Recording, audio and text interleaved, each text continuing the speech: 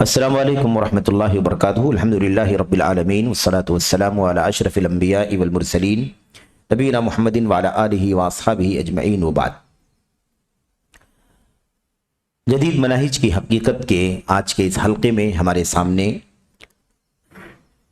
سوال نمبر 40 ہے اور اہم سوال ہے، بنیادی سوال ہے، اور صراحت کے ساتھ یہ مسئلہ پوچھا جا رہا ہے اور صراحت کے ساتھ شیخ صالح بن فوزان بن عبداللہ الفوزان اس کا جواب دے رہے ہیں۔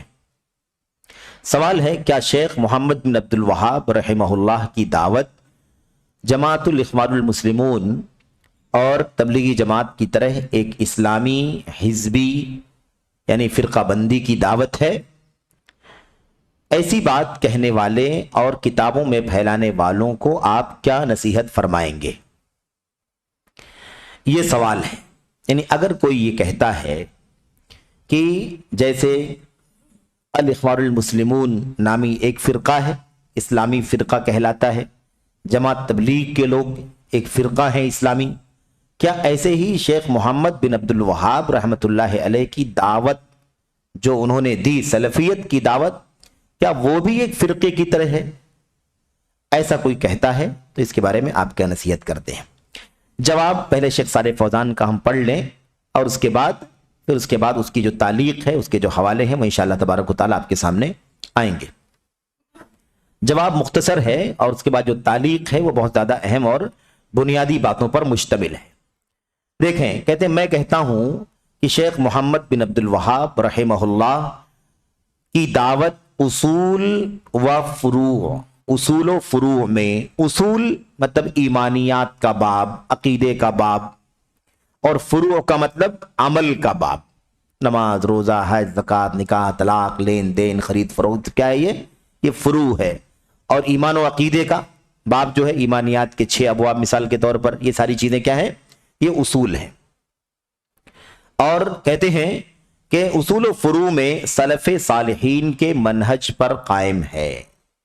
یہ ستھرا جواب ہے کہ شیخ محمد بن عبد الوہاب کی دعوت اصول و فروع میں سلف صالحین کے منہج پر قائم ہے۔ جو سلف صالحین کے منہج پر قائم ہے، اس کا مطلب اخوان المسلمون کی طرح اور جماعت تبلیغ کی طرح سے ایک فرقہ نہیں ہے، بلکہ یہ اسی راستے پر قائم ہے جس راستے پر صحابہ تابعین قائم تھے، سلف صالحین۔ اس کا مقصد، یعنی محمد بن عبد الوہاب کی دعوت کا مقصد کسی جماعت کی جانبداری یا میلان نہیں ہے۔ یعنی کوئی فرقہ ہو، کوئی جماعت ہو، اس کی سائیڈ لے رہے ہوں، اس کی طرف مائل ہوں، ہے نا، اس کی طرف رجحان ہو، اس کے سپورٹر ہوں، اس کے فالوور ہوں، اس کا مقصد ایسا کچھ بھی نہیں ہے۔ کسی جماعت کی جانبداری یا میلان اس کا مقصد نہیں ہے، سوائے اس منہج کے جس پر سلف تا خلف اہل سنت و جماعت گامزن رہے ہیں۔ صرف اور صرف کیا ہے اس کا مقصد؟ سوائے اس کے اس منہج کے، یعنی اس راستے کے جس راستے پر سلف سے لے کر کے خلف تک، یعنی شروع سے لے کر کے گزرے ہوئے لوگوں سے لے کر کے بعد والوں تک کیا کریں؟ اہل سنت والجماعت جس پر چلتے رہے ہیں، جس راستے پر، اسی راستے پر چلنا محمد بن عبد الوہاب رحمۃ اللہ علیہ کی دعوت کا مقصد ہے۔ اس کے علاوہ کوئی جماعت، کوئی فرقہ، کوئی پارٹی، ایسا کچھ بھی نہیں ہے کہ وہ کسی کی جانبداری کرتے ہوں۔ اور اس کو اگر آپ چاہیں تو اس کو آپ، یعنی کتابوں میں ہے، آپ عملی طور پر بھی آپ چیک کر سکتے ہیں، عملی طور پر بھی آپ دیکھ سکتے ہیں کہ اس دعوت کا رجحان کوئی فرقہ نہیں ہے۔ اور ایک بات میں اور بتاؤں آپ کو، اگر اس دعوت کا رجحان کسی فرقے سے ہوتا تو کم از کم پوری دنیا کے سارے فرقے اس کے دشمن نہیں ہوتے۔ اگر اس کا رجحان کسی فرقے کی طرف ہوتا تو کم از کم وہ فرقہ تو اسے اپنا سمجھتا۔ سمجھ رہے کہ نہیں سمجھ رہے؟ لیکن سارے مخالف ہیں کہ نہیں مخالف ہیں؟ سب کے سب مخالف ہیں، سب مخالف ہیں اس کے، اور ان کی اچھائیاں بھی لوگوں کو برائیاں لگتی ہیں، ان کی خوبیاں بھی لوگوں کو عیوب نظر آتے ہیں۔ یہ عجیب و غریب نظریہ ہے۔ بہرحال رہا مسئلہ، اب یہ جواب ہو گیا मोहम्मद बिन अब्दुल वहाब रहमतुल्लाह अलैह की दावत के बारे में जवाब 2-3 जुमलों में हो गया। रहा मसला जमात अल इख्वानुल मुस्लिमून, यानी ये जो फिरका है, फिरका ही कहना चाहिए, लेकिन चूंकि उनका नाम ऐसा रखा हुआ है जमात अल इख्वानुल मुस्लिमून, कहते रहा मसला जमात अल इख्वानुल मुस्लिमून, जमात तबलीग और इस किस्म की दीगर जमाअतों का, यानी जो भी जमातें हैं, फिरके हैं, रहा मसला इन फिरकों का, इन जमातों का, तो हम क्या कहते हैं शेख, देखिए सफा नंबर 261 पर, सफा नंबर 261 पर उनकी जवाब की तकमील हो रही है। कहते हैं रहा मसला इन फिरकों का, इन तमाम जमातों को दावत देते हैं कि वो अपने मनाहिज को अल्लाह की किताब, उसके रसूल सल्लल्लाहु अलैहि वसल्लम की सुन्नत और सलफ़े सालिहीन के तौर तरीके और समझ की तरफ लौटाएं और उन पर पेश करें। हमारी दावत, शेखुल इस्लाम मोहम्मद बिन वहाब की दावत वाज़े हो गई कि वो सलफ़े सालिहीन के मनहज पर है, किसी फिरके से उनका कोई रुझान, मैलान, जानिबदारी नहीं है। रहा मसला जमात इख्वानियों की जमात या जमात तबलीग के लोग या इस तरह की और जितने भी जमातें हैं, जितने भी फिरके हैं, तो हम इन तमाम जमातों को दावत देते हैं कि वो अपने मनाहिज को अल्लाह की तरफ लौटाएं, उनका रास्ता अल्लाह की किताब की तरह होना, कि अल्लाह की किताब की रोशनी में होना चाहिए, उनका मनहज अल्लाह के रसूल की तरफ लौटाएं, नबी की सुन्नत की तरफ लौटाएं और सलफ़े सालिहीन के तौर तरीके की तरफ लौटाएं, उनकी समझ की तरफ लौटाएं। ये हो गई बात ना। उसके बाद एक जुमला देखिए आगे और क्या कहा है, और उन पर पेश करें, और उन पर पेश करें, यानी सारी जमातों के फिरकों के लोग जो भी उनकी अपनी राय, नजरिया, उनकी अपनी है ना, उनके आमाल, हरकत, एक्टिविटी, सरगर्मी जो कुछ भी हैं, इन तमाम चीजों को वो पेश करें। किस पर पेश करें? कुरान पर पेश करें, सुन्नत पर पेश करें, सहाबा, ताबईन, तबे ताबईन, यानी जिनको हम सलफ़े सालिहीन कहते हैं, उनके तौर तरीके पर पेश करें, उनकी फहम पर पेश करें, यानी उसको कसौटी और मेयार बनाएं और अपनी सारी सरगर्मियों को उनके मेयार पर परखें, चेक करें।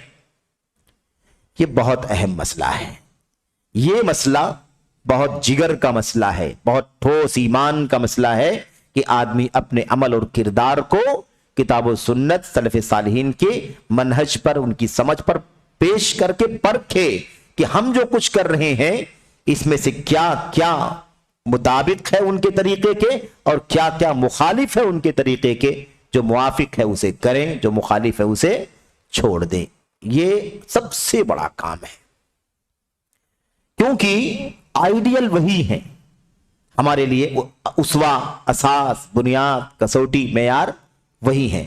हमें वही उन्हीं के तरीके पर अपनी हरकतों को, अपने आमाल को, अपनी एक्टिविटीज को, सरगर्मियों को, अपनी राय को, अपने नजरिए को, अपने अफकार को, सबको वही उन्हीं पर पेश करके चेक करना है, पता लगाना है कि क्या हमारा दुरुस्त है और क्या दुरुस्त नहीं है। तो ये अगर कर लें तो सारे फिरके अपनी अपनी है ना, अपने अपने इन्हिराफात से बाज आ जाएंगे और इंशाअल्लाह तबारक व तआला राह रास्त पर आ जाएंगे।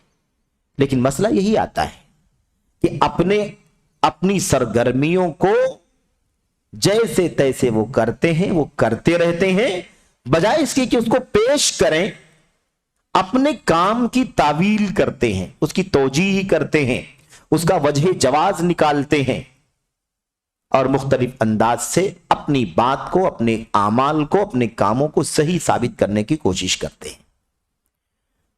इसी को हम बिदात कहते हैं, इसी को हम नफ्स परस्ती कहते हैं, इसी को हम हवा कहते हैं, इसी को अहवा कहा जाता है। यानी आदमी रुजू करने के बजाय, अपने कामों को उस असल पर पेश करने के बजाय, आदमी खुद जो उसके जहन में आता है उसे करे, जो उसके दिल में आता है उसे करे, जो उसे अच्छा लगता है उसे करे, जिसे वो सवाब का काम समझता है उसे वो करे और करता रहता है, पेश नहीं करता है। तो ये बहुत ही अहम चीज है कि पेश करना है। पेश जिस पर किया जाता है वो मर्जा होता है, वो मस्दर होता है, वो सरचश्मा होता है। नबी करीम सल्लल्लाहु अलैहि वसल्लम के सहाबा हैं, सहाबा के बाद ताबईन है, तबे ताबईन के बाद तबे ताबईन है। इन्हीं को खाली अगर हम इनकी सीरत का मुताला कर लें तो ये बात हमारी समझ में आ जाएगी। قرآن کی آیت صاف کہتی ہے نا فردوہ الاللہ والرسول، لوٹاؤ اسے اللہ کی طرف، اس کے رسول کی طرف۔ یہی ہے جو کہا جا رہا ہے یہاں پر کہ پیش کریں، کیا کریں؟ اپنی ساری سرگرمیوں کو پیش کریں قرآن پر، سنت پر، صحابہ کی سیرت پر، سلف صالحین کے منہج پر پیش کریں، لوٹائیں، دیکھیں کہ بھئی ہمارا صحیح ہے یا نہیں صحیح ہے۔ اور اس کے بعد اگر تنازع ہو جائے، جھگڑا ہو جائے تو لوٹا دیں اللہ کی طرف، اس کے رسول کی طرف، ہے کہ نہیں؟ پھر کسی کی طرف نہ جائیں۔ اگر صحابہ میں تنازع ہو جائے، تابعین میں تنازع ہو جائے کسی مسئلے میں، تو سب کہاں لوٹا دیں؟ سب لوٹا دیں اللہ کی طرف، اس کے رسول کی طرف صلی اللہ علیہ وسلم۔ نبی کی وفات ہو گئی، وفات کے ساتھ ہی مسائل میں اختلاف ہو گیا۔ سب سے پہلے اختلاف یہ ہو گیا کہ نبی کریم صلی اللہ علیہ وسلم کو نہلانے کے لیے کیا کیا جائے، نہلانے کے لیے کیا کیا جائے۔ بھئی ہم لوگ تو، ہمارے جو مطلب امت کے جو افراد ہیں نبی کے، ہمارے میں سے کسی کی موت ہوتی ہے تو ہم تو ان کو نہلانے کے لیے ان کے کپڑے اتار دیا کرتے تھے، کپڑے اتار دیا کرتے تھے، کپڑے اتار کر کے نہلاتے تھے، اس کے بعد کفنا کر کے ہم انہیں نماز جنازہ پڑھ کر کے دفنا دیا کرتے تھے۔ لیکن مسئلہ یہ ہے کہ یہ تو امتی کا مسئلہ ہے، یہ تو نبی کی بات آ گئی، ہمارے نبی جن سے ہم پوچھتے تھے ان کی وفات ہو گئی ہے، تو سمجھ میں نہیں آتا کہ آپ کو ہم نہلانے کے لیے کیا کریں، کپڑے اتاریں؟ آپ کا احترام، آپ کا مقام، کیا کہنا آپ کی بات، کیسے صحابہ گوارا کریں کہ آپ کے کپڑے اتارے جائیں نہلانے کے لیے؟ بغیر دلیل کے، بغیر حوالے کے ممکن نہیں ہے کہ نبی کے صحابہ یہ کام کر سکتے۔ اختلاف، کسی نے کہا کہ کپڑے اتار دیے جائیں، کسی نے کہا کہ نہیں کپڑے نہ اتارے جائیں، ایسے نہلا دیا جائے کپڑوں کے ساتھ میں۔ اچھا، ظاہر سی بات ہے کہ اب اس کا فیصلہ کرنے کے لیے تو کچھ نہ کچھ دلیل ہونی چاہیے کہ نہیں ہونی چاہیے؟ تو ساتھیوں یہ بتاؤ کہ آپ لوگوں میں سے کسی کے پاس اس سلسلے میں کوئی دلیل ہے کہ ہم اپنے مردوں کو تو نہلانے کے لیے کپڑے اتار دیتے ہیں، نبی علیہ الصلوۃ والسلام کو نہلانے کے لیے ہم کیا کریں؟ ایک صحابی کھڑے ہوئے کہا، اللہ کے نبی کو بات مجھے یاد ہے، آپ نے فرمایا تھا صلی اللہ علیہ وسلم، بلکہ نہیں، یہاں نہیں بلکہ روایت میں ہے، صحیح روایت میں، کہ آواز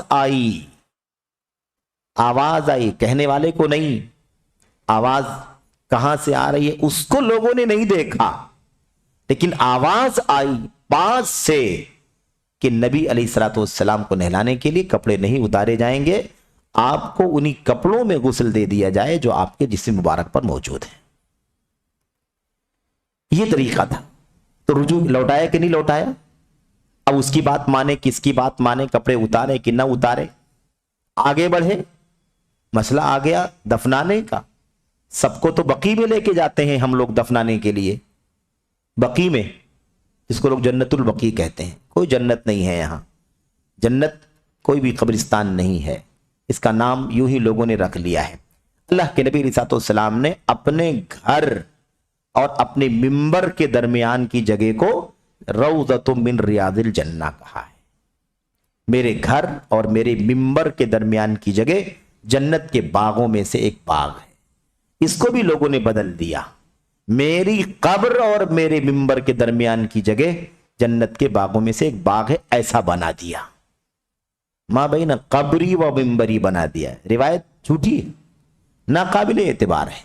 صحیح روایت جو صحیحین وغیرہ کی، بخاری مسلم وغیرہ کی روایت ہے، اس میں ماں بھائی نا بیتی و ممبری، دونوں میں زمین آسمان کا فرق ہے، کیونکہ روم اتنا بڑا ہے گھر آپ کا، اور دفن آپ یہاں کیے گئے ہیں، تو یہ اندر والا حصہ بھی جنت میں شامل ہو جائے گا کہ نہیں شامل ہو جائے گا؟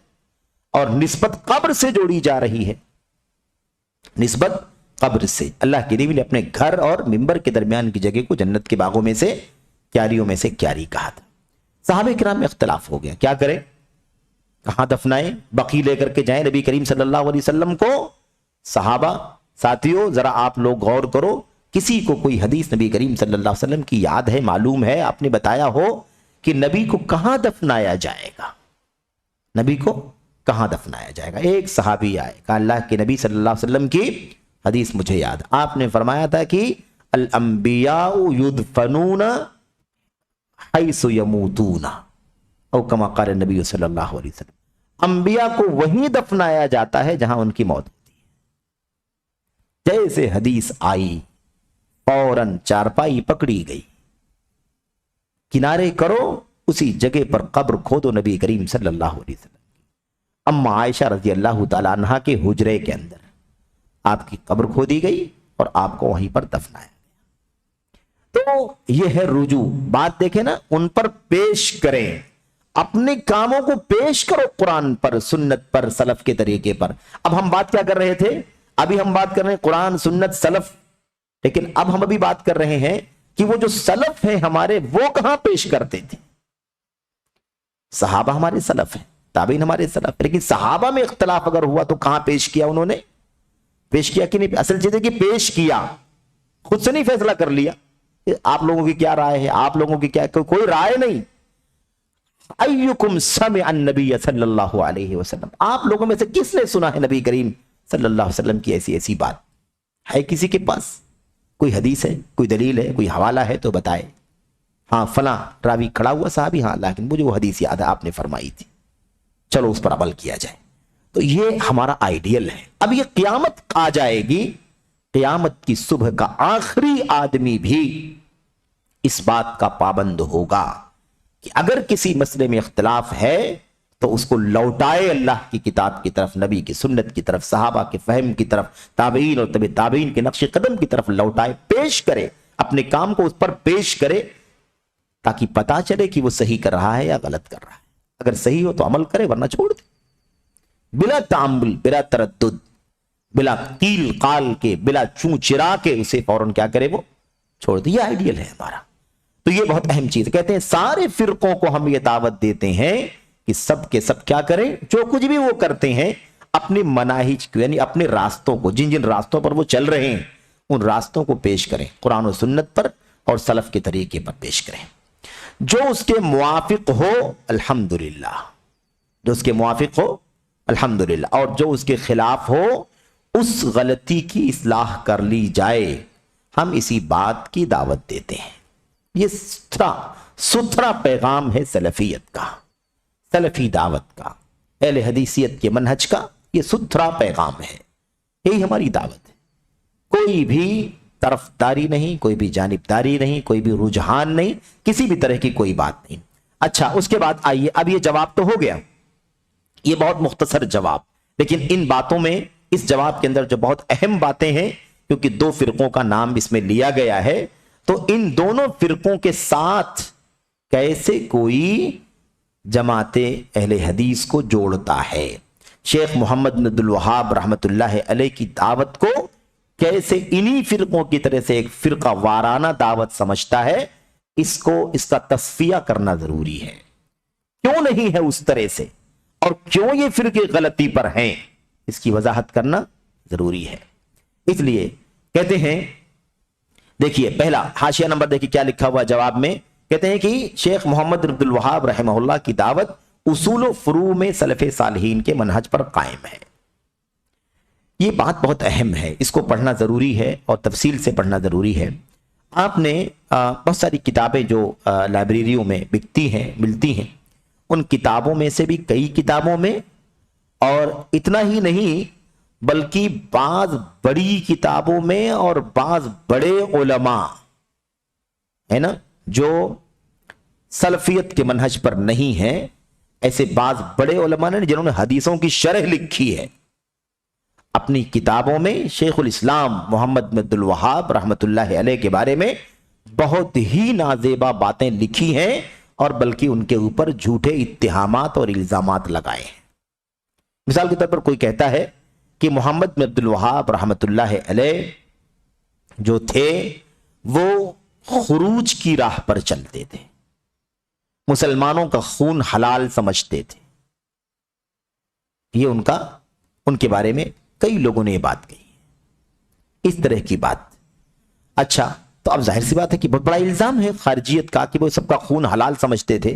मुसलमानों का खून हलाल समझना, उनकी आबरू हलाल समझना, उनका माल हलाल समझना, ये तो खारिजियों का काम है, खारिजियों का काम है, दंगाइयों का काम है। ये इल्जाम मोहम्मद बिन अब्दुल वहाब रहमतुल्लाह अलैह पर लगाया गया है। तो अब ये साबित यहां पर करना जरूरी है, जब ये कहा शेख सालेह फौजान ने कि वो उसूल और फुरू सब में सलफ़े सालिहीन के मनहज पर चलते थे, तो इसकी दलील होनी चाहिए कि नहीं होनी चाहिए? अब शेख जमाल बिन फरहान अल हारसी कहते हैं कि ये शेखुल इस्लाम रहमहुल्लाह की तालीफात मौजूद हैं। भाई कोई गुमनाम आदमी तो है नहीं, अल्हम्दुलिल्लाह उनकी किताबें हैं, मशहूर ज़माना किताबें सारी दुनिया में नशर हैं, छपी हुई हैं, एक से जायद सैकड़ों उसके एडिशन छपे हुए हैं और उसकी तहकीकात हुई हैं, ट्रांसलेशंस हुए हैं। दुनिया अपनी माथे की निगाहों से उन किताबों को पढ़कर देख ले कि शेख मोहम्मद अब्दुल वहाब रहमतुल्लाह अलैह का अकीदा क्या था। यानी ये कहा ना कि शेख मोहम्मद अब्दुल वहाब की दावत तबलीगियों की तरह, इखवानियों की तरह ही है या नहीं है, इस बारे में आप क्या कहते हैं? तो ये साबित करना जरूरी है। कहते हैं उनकी किताबें मौजूद हैं, तालीफात मौजूद हैं जो सही अकीदे के बयान, बंदगान पर अल्लाह के हक के तौहीद खालिस, बंदगान पर अल्लाह के हक तौहीद खालिस की वजाहत और उसके मुनाफी उमूर की निशानदही से भरी पड़ी है। कोई भी किताब उठा करके देखे, कोई मतलब चंद औराक से लेकर के बड़ी से बड़ी किताबों का मुताला करके देखे, कोई आपको यही सारी चीजें उसके अंदर मिलेगी। अल कवाइदुल अरबा से लेकर बड़ी से बड़ी किताब आप उठा करके देखें।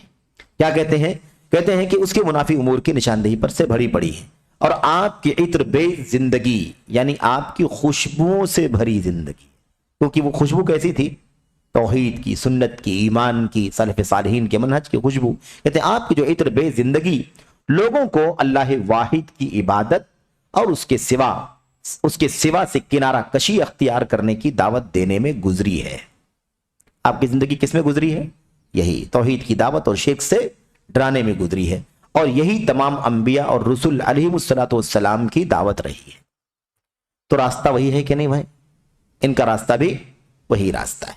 लिहाजा हम कहते हैं इमाम मुजद्दिद मोहम्मद बिन अब्दुल वहाब रहमहुल्लाह की दावत यही है जिनके जरिए अल्लाह ताला ने बंदों और मुल्कों को ईमान की जिंदगी अता फरमाई। अल बिलाद वल इबाद, अल बिलाद वल इबाद, यानी दुनिया में जितने भी ममालिक हैं वहां तक, और जो अल्लाह के बंदगान हैं उन सब तक अल्लाह वाहिद की इबादत मुल्कों, बंदों और मुल्कों को ईमान की जिंदगी अता फरमाई। तौहीद खालिस, सिर्फ और सिर्फ किताब तौहीद की जो दावती है ना तासीर है, या उसके दावती जो असरात हैं, सिर्फ उसका अगर आदमी सर्वे कर ले तो अंदाजा होगा कि दुनिया के चप्पे चप्पे में खालिस तौहीद फैलाने में और शिर्क से आगाह करने में इस छोटी सी किताब का कितना असर है। अच्छा, उसके बाद कहते हैं और अल्हम्दुलिल्लाह हम बदस्तूर यानी मुसलसल उन्हीं की मुबारक दावत के साये में जिंदगी गुजार रहे हैं। ये शेख जमाल कह रहे हैं, यानी सऊदी अरब में हम लोग हैं, उन्हीं की दावत तौहीद का यहां पर पूरा माहौल है। अल्हम्दुलिल्लाह उसी दावत के साये में हम लोग जिंदगी गुजार रहे हैं। ये हो गई मुख्तसर वजाहत शेखुल इस्लाम मोहम्मद अब्दुल वहाब की दावत की। उसके बाद शेख ने क्या कहा था? जमात अल-इख्वानुल मुस्लिमून और जमात तबलीग और इस किस्म की दीगर जमातों का। अब इसके बारे में हाशिया नंबर 2 में शेख जमाल बिन फरहान अल हारिसी ने अल-इख्वानुल मुस्लिमून की दावत के बारे में गुफ्तगू की है कि ये कौन लोग हैं, इनकी दावत क्या है, इनका अकीदा क्या है, इनका नजरिया क्या है, इनके बानी ने क्या लिखा है, इनकी जमात के फिरके के और दीगर उलमा ने अपनी किताबों में क्या लिखा है। जाहिर है कि जो उनके जो मतलब मरकजी उलमा है, मरकजी जो उनके कह लीजिए कि कायदीन हैं, रहनुमा हैं, इन लोगों की क्या दावत है, वही इनका मिशन है। तो उसकी वजाहत करते कहते रही अल-इख्वानुल मुस्लिमून की दावत, तो हम पूछना चाहते हैं कि क्या उसके मुअस्सिस व बानी या उसके पैरोकारों ने आज तक तौहीद यानी सही अकीदे की वजाहत में कोई एक किताब भी लिखी है? कैसे मोहम्मद अब्दुल वहाब की दावत को और हसन बन्ना की दावत को एक कहा जा सकता है?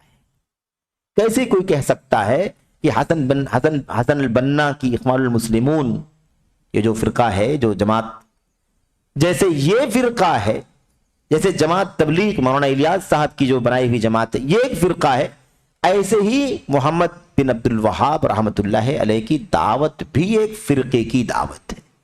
कैसे कह सकते हैं?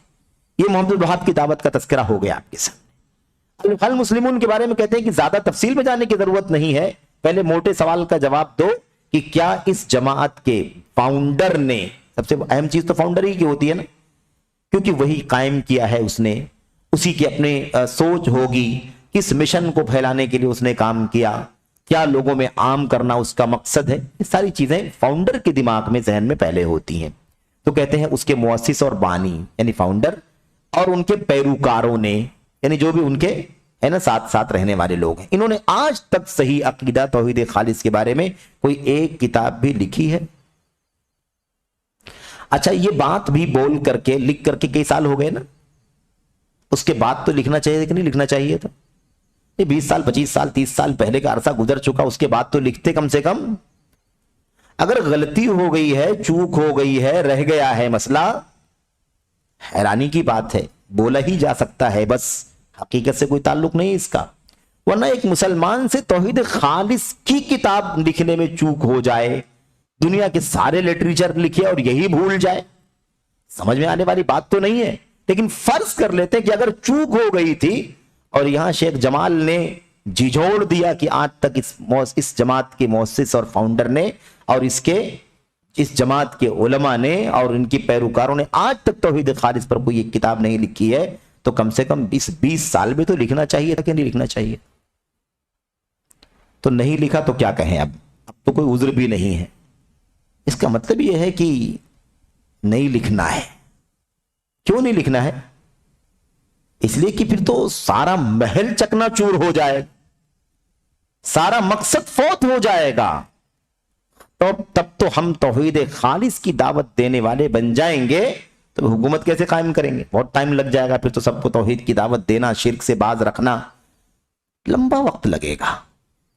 اس لیے سب کو لے کر کے چلنا ہے. اس لیے یہ بات کرو مت، یہ بات کرنے سے تو حکومت نہیں بنے گی، انتشار پیدا ہو جائے گا ان کے بولنے کے اعتبار سے. یہ ان کا عقیدہ ہے کہ اگر توحید خالص کی بات کریں گے انتشار پیدا ہوگا، پھر وہ بچک جائے گا، وہ ہٹ جائے گا. بھائی حکومت قائم کرنے کے لیے جب آپ کہیں گے سب لوگ آؤ، آپ پر ہمارا کوئی اعتراض نہیں ہے، ہر آدمی اپنے اپنے عقیدے کے مطابق عمل کرے اور آؤ ہم سب مل کر کے ایک حکومت بنا لیتے ہیں، تو سب راضی ہو جائیں گے کہ نہیں راضی ہو جائیں گے؟ سب راضی ہو جائیں گے. اور یہی یہ چاہتے ہیں، یہی یہ چاہتے ہیں. اور آپ نے پڑھا اس سے پہلے، جو ساتھی شروع سے پڑھے ہوں گے، پڑھا انہوں نے کہا اس کو ملتوی کرو، دعوت توحید کو پوسٹ پون کرو اس وقت تک جب تک کہ حکومت نہ قائم ہو جائے. نبی نے توحید کی دعوت دی، شرک سے لوگوں کو آگاہ کیا، اس راہ میں بے انتہا تکلیفیں برداشت کی، صحابہ نے برداشت کی، قربانیاں اٹھائیں، اور تب جا کر کے توحید کا ایک نظام قائم ہوا. اور یہ چاہتے ہیں کہ نظام پہلے قائم ہو جائے گا تب توحید کی دعوت دیں گے. اب بتائیے کون راہ سلف پر چل رہا ہے؟ کون نبی کے راستے پر، کون صحابہ کے راستے پر چل رہا ہے؟ کوئی تال میل ہے دونوں کے اندر؟ تو کیسے محمد بن عبد الوہاب کی دعوت اور ان فرقوں کی دعوت ایک جیسے ہو سکتی ہے؟ کیسے ہو سکتی ہے؟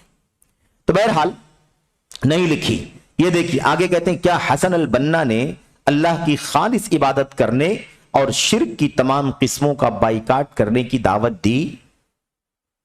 اخوانی جواب دیں، حسن البنا کی فرقے کے لوگ، پارٹی کے لوگ جواب دیں، بتلائیں کہ ہاں بھئی ہمارے پاس فلاں کتاب ہے، یہ دیکھو ہم نے یہ چھاپا ہے، یہ بانٹا ہے، یہ تقسیم کیا، اس کا درس ہوا، اس کا ہے نا، بتائیں کوئی ثابت کرے. کہتے ہیں صاف صاف کہتے ہیں کہ کیا حسن البنا نے اللہ کی خالص عبادت کرنے اور شرک کی تمام قسموں کا بائیکاٹ کرنے کی دعوت دی؟ کیا اس نے قبے ڈھائے؟ شیخ الاسلام محمد بن عبد الوہاب رحمۃ اللہ علیہ نے دعوت توحید جب شروع کی تو جو قبے بنے ہوئے تھے جہاں پر جم گھٹا ہوتا تھا، میلہ لگتا تھا، لوگ قبروں کو پوچھتے تھے، ان قبروں کو ڈھایا باقاعدہ. آج اسی چیز کو لے کر کے ہمارے بریلوی بھائی جو ہیں نا وہ کہتے ہیں کہ انہوں نے نبی کے صحابہ کی اور اولیاء کی اور بزرگوں کی توہین کی ہے، ان کی قبروں کو، ان کے قبوں کو بلڈوزر سے ڈھایا ہے. زیادہ مضبوط بنایا تھا تمہیں نے، اسی لیے بلڈوزر لانا پڑا نا. اتنا مضبوط نہ بناتے تو ہاتھ سے ڈھا دیا جاتا. بہت پختہ اسی لیے یہ نوبت آ گئی. تو کہنے کا مطلب یہ ہے کہ بلڈوزر سے بھاری بھرکم بنانے کا کوئی فائدہ نہیں ہے. قبر پرستوں نے، مجاوروں نے اسے اتنا مضبوط بنا رکھا تھا کہ بھائی اسے استعمال کرنا پڑا، جس کے ذریعے ڈھانا ہو ڈھایا جائے اسے. تو یہ کوئی ظلم نہیں کیا، نہ انصافی بھی نہیں کیا، اور نہ توہین کی نبی کے صحابہ کی، اللہ کے اولیاء اور بزرگوں کی کوئی توہین نہیں. ان کی توہین کس نے کی ہے؟ وہ تو اللہ کے فضل و کرم سے اللہ تبارک و تعالیٰ کی نعمتوں میں کھیل رہے ہوں گے، ان کا کیا ہے؟ اور رہی بات توہین کرنے کی، تو توہین نہیں کی، نبی کی سنت پر عمل کیا، کیونکہ وہ سنت پرست تھے، سنت کی جستجو کرتے تھے۔ نبی کریم صلی اللہ علیہ وسلم نے حضرت علی کو بھیجا تھا نا، جاؤ دیکھو جہاں کہیں کوئی مجسمہ، کوئی اسٹیچو نظر آتا ہو، تمثال، اسے ڈھا دو، اور جہاں کہیں کوئی قبر اونچی نظر آتی ہو، ایک بالش سے اونچی نظر آتی ہے، اسے کیا کرو؟ برابر کر دو۔ اور جب حضرت علی خلیفہ ہوئے رضی اللہ تعالیٰ عنہ، تو انہوں نے ابو الحیاج اسدی رحمت اللہ علیہ کو بھیجا، کہا الا ابعثک علی ما بعثنی علیہ رسول اللہ صلی اللہ علیہ وسلم الا تدع تمثالا الا طمست ولا قبرا مشرفا الا سویت۔ اسی کام کے لیے تم کو بھیجنا چاہتا ہوں جس کام کے لیے اللہ کے نبی نے مجھے بھیجا تھا، جاؤ مجسمے ڈھا دو اور قبر اونچی ہو تو اسے برابر کر دو۔ نبی کا حکم ہے، حضرت علی کو اللہ کے نبی نے حکم دیا تھا، آپ نے کیا، پھر آپ جب ذمہ دار ہوئے تو آپ نے لوگوں کو حکم دیا کہ یہی کام کر کے آؤ، حوالہ بھی دیا کہ میں اپنی طرف سے نہیں کر رہا ہوں، اسی کام کے لیے نبی نے مجھے بھیجا تھا، اسی کام کے لیے میں تمہیں بھیج رہا ہوں، جاؤ یہ کام کر کے آؤ۔ محمد بن عبد الوہاب تمیمی نجدی رحمت اللہ علیہ نے کوئی بدعت نہیں کی، کوئی توہین نہیں کی۔ نبی کریم صلی اللہ علیہ وسلم نے جن قبروں کو، نبی کریم صلی اللہ علیہ وسلم نے مجسموں کو قبروں کو ڈھانے برابر کرنے کا حکم دیا تھا، اسی سنت کو اپنے دور میں محمد بن عبد الوہاب رحمت اللہ علیہ نے زندہ کیا ہے کہ نہیں؟ یہ کام کیا انہوں نے، ان کو مارا گیا، ستایا گیا، بھگایا گیا، اور سیرت پڑھنے کی ضرورت ہے، شیخ الاسلام کی سیرت پڑھنے کی ضرورت ہے۔ اللہ تبارک و تعالیٰ جب کسی سے کوئی تجدیدی کام لینا چاہتا ہے تو اسے اس طرح کی ساری آزمائشوں سے گزرنے کی توفیق عطا فرماتا ہے۔ بہرحال یہ ہو گئی بات۔ تو قبے ڈھائے کیا؟ حسن بنا نے کوئی قبہ ڈھایا ہے؟ باقاعدہ شیخ نے وضاحت سے لکھا ہے کہ مصر میں کتنے سال ہو گئے تم کو اپنی جماعت پارٹی قائم کر کے، مصر میں کم سے کم ثابت کرو کہ تم نے کون سا کارنامہ انجام دیا ہے۔ تم سعودی عرب کے اندر اپنی برانچ کھولنے کی بات کرتے ہو، اپنے ملک مصر میں جہاں تم قائم کیے ہو پارٹی، وہاں بتاؤ تمہارا کارنامہ کون سا ہے۔ یہاں تو توحید کا، سنت کا غلغلہ ہے، یہاں کسی فرقے ورقے کی ضرورت نہیں۔ آئے گی بات کہ حسن بنا نے تقریباً 1948 میں 49 میں غالباً شاہ سعود تھے، ان سے ملاقات کر کے انہوں نے کہا کہ مجھے سعودی عرب میں حسن الاخوان المسلمون کی برانچ قائم کرنے کی پرمیشن دے دیجیے۔ تو انہوں نے صراحت سے کہا تھا اس آدمی کو مجلس سے باہر نکالو، فتنہ پھیلانے والا آدمی ہے، ہم سعودی عرب کے اندر کتاب و سنت کی زندگی گزار رہے ہیں، الاخوان المسلمون، مسلمان بھائی، الحمدللہ پورا ملک مسلمان بھی ہے، اور پورا ملک بھائی بھائی بھی ہے، ہمیں کسی الاخوان المسلمون کی ضرورت نہیں۔ بڑی وضاحت سے انہوں نے کہا اخرجوا هذا الرجل فانه صاحب فتنہ، اس آدمی کو نکالو یہاں سے کیونکہ فتنہ پھیلانے کے لیے آیا ہوں۔ بہرحال بعد میں میڈیا نے سارے فاصلے ختم کر دیے اور ساری گندگیاں داخل ہو گئیں، افکار نظریات شامل ہو گئے، یہ سب چیزیں ہوئیں۔ خیر کہتے ہیں اور اولیاء اور صالحین کی قبروں سے وسیلہ پکڑنے سے روکا۔ اولیاء اور صالحین کی قبروں سے وسیلہ پکڑنا شرک ہے کہ نہیں شرک ہے؟ کیا اس سے حسن بنا نے روکا کبھی، جو الاخوان المسلمون کے فاؤنڈر ہیں، روکا کبھی؟ اور کیا سنت قائم کیا؟ آگے پیج میں صفحے میں کہتے ہیں ان تمام سوالات کے جوابات ہاں میں نہیں ہیں، ان تمام سوالات کے جوابات مثبت نہیں ہیں، ہاں میں کوئی جواب نہیں ہے، بلکہ جسے سلفی عقیدے کا علم ہوگا اور الاخوان المسلمون اور اس کے بانی حسن البنا کی دعوت سے اس کا موازنہ کرے گا اور اس کی کتابیں پڑھے گا، اسے اس کا جواب یہ ملے گا کہ شرک و بدعت کی تردید میں ان کی کوئی صریح اور سنجیدہ دعوت سرے سے نہیں تھی، بلکہ معاملہ اس کے برعکس تھا۔ تو یہاں ایک بات ثابت ہوئی کہ کوئی توحید خالص کی دعوت نہیں دی، کوئی شرک کی تردید کی دعوت نہیں دی، خالص سنت کی دعوت نہیں دی، بدعت کی تردید نہیں کی، اس پر ان کا کوئی بھی संजीदा काम आपको और कोई भी सरीह काम आपको नहीं मिलेगा। मामला बल्कि मामला उसके बिल्कुल बरअक्स था। यानी क्या मतलब? शिर्क पाया जाता था, बिदअतें पाई जाती थी, किताबों में लिखी हुई हैं, अमल में मौजूद हैं, उनकी सारी सीरत, सारा हुलिया और सारी हिस्ट्री हमारे सामने है। ये बिल्कुल बरअक्स है, तौहीद और सुन्नत की दावत नहीं और शिर्क और बिदात की तरदीद नहीं। और आगे यहीं से जो अकवाल आप देख रहे हैं, चुनांचे हसन अल बन्ना कहते हैं, यहीं से ये सारे अकवाल शुरू होते हैं। और शुरू में ही शेख क्या नाम है, जमाल फरेहान ने एक कौल बयान किया है हसन अल बन्ना का, खुद अपना जो अल-इख्वानुल मुस्लिमून के बानी है, फाउंडर हैं, और कहते हैं मैं दमनहूर में, दमनहूर जगह का नाम है, दमनहूर जगह का नाम मिस्र के इलाके में, सिलसिले हुसाफिया के इख्वान के साथ रहा और मस्जिदुत तौबा में हर रात हाजिरी की पाबंदी करता रहा। ये किसने कहा है? हसन अल बन्ना ने। किताब का नाम है हसन अल बन्ना की किताब मुज़क्किरातुद दावा व दाइया, और सब सारी चीजें लिखी हुई हैं कि कहां कहां है वो बात। अब ये देखिए कि दमनहूर में सिलसिले हुसाफिया, अब आपने सिलसिले चिश्तिया सुना है, सिलसिले कादरिया सुना है, सिलसिले नक्शबंदिया सुहरवर्दिया सुना है, शाज़िलिया भी शायद सुना होगा, लेकिन ये नहीं सुना होगा। ये सिलसिले हुसाफिया हैं। ये भी एक बुजुर्ग की कब्र है, बुजुर्ग का सिलसिला है, तसव्वुफ के सिलसिले की तरह एक बुजुर्ग का सिलसिला हुसाफिया। और आएगी बात इंशाअल्लाह तबारक व तआला कि पहले अल-इख्वानुल मुस्लिमून के नाम से नहीं था ये काम, पहले खास नाम हुसाफिया ही के नाम से चलता था। बाद में जब उसको एक मुनज़्ज़म अंदाज में आम करना चाहा उन्होंने, तो इसका नाम अल-इख्वानुल मुस्लिमून रखा। अब सवाल ये पैदा होता है कि सिलसिले हुसाफिया के इख्वान के साथ क्या कर रहे थे? भाई चिश्तियों के इख्वान मतलब क्या है? उसके फॉलोवर, उस पर अमल करने वाले, चलने वाले, उसकी तायीद करने वाले, है ना, उसी सिलसिले से मुंसलिक लोगों के साथ रहा। दमनहूर में सिलसिले हुसाफिया के इख्वान के साथ रहा और मस्जिदुत तौबा में हर रात हाजिरी की पाबंदी करता रहा। मस्जिद तौबा में हर रात हाजिरी की पाबंदी क्यों करते रहे?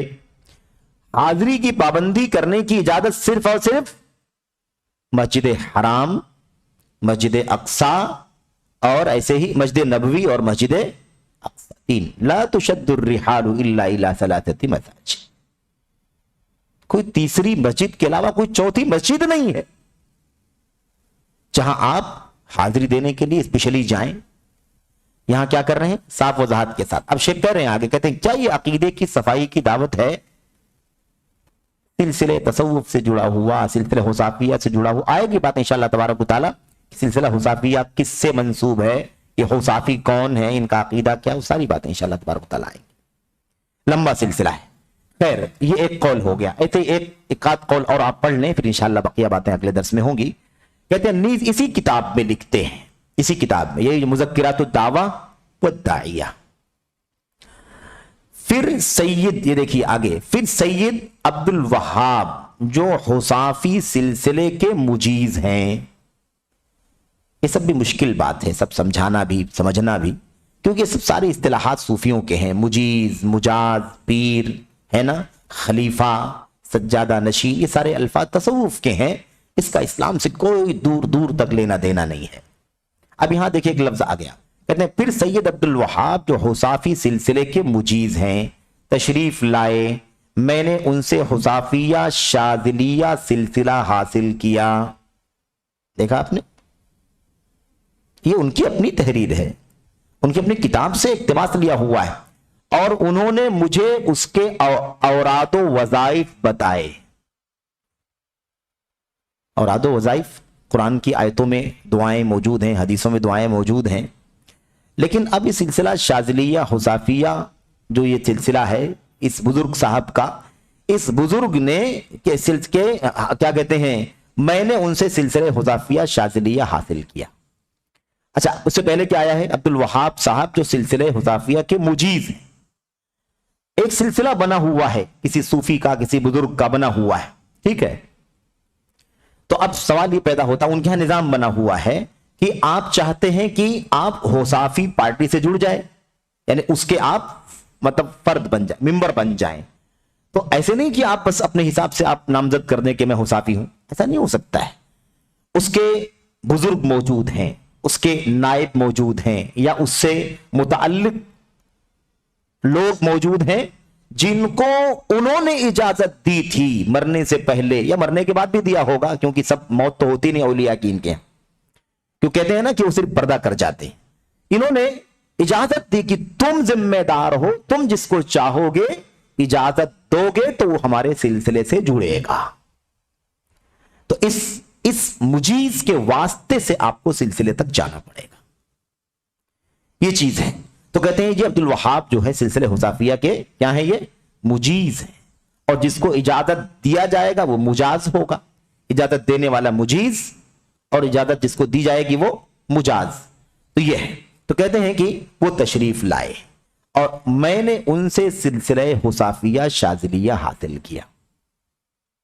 अच्छा, अब ये सब बातें इंशाअल्लाह तबारक ताला मतलब यूं समझें कि उधार रहेंगी।